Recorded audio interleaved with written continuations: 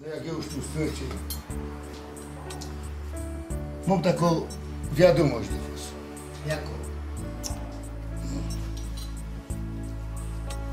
Jak ja poczuł ten chleb, jak ja powonił ten wóżd, jak ja się to wszystko i berzecował tak, jak ja się to forsztelował wszystko, co to jest tu i tam, ja zdecydował.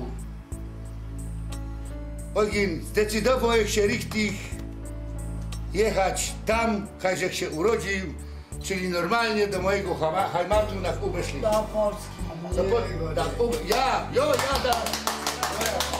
Was ist los?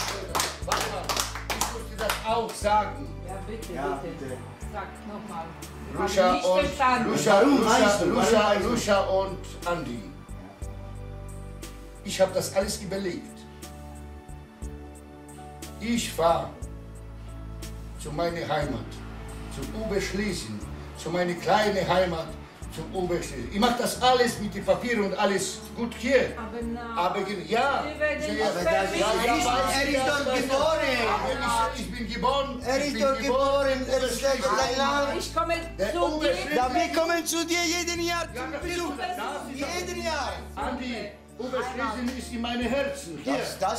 Das verstehe ich nicht. Heimat, Ja, to jest ojczyzna. Ja tłumaczę, że ja muszę, to mam w sercu i ty. Heimat, To znaczy, spotkamy To znaczy... Aber nicht heute. Aber nicht 2 heute. tygodnie. 2 tygodnie, Jogo. Jest. Jormuś, ale to teraz się będziemy spotykać często, będziemy mieszkać blisko siebie. Ona cię będzie miała nigdy. Bo będziesz więcej z nami. Pofurgamy w ten luft z tobą. Tak jak dawniej, jak za dobry. Kennst du heute oder was? Nein, heute nicht. Aber das ist die Dezision. Das ist moja. Das ist richtig. Gut verstanden. I ja mi teraz powiedział, Zurück nach Poland. Ganz genau. Zu dem Vaterland. Jörg, Ja, meine Heimatreinen. Jörg, ja już sobie powiedział. Więc pijmy Jeszcze raz.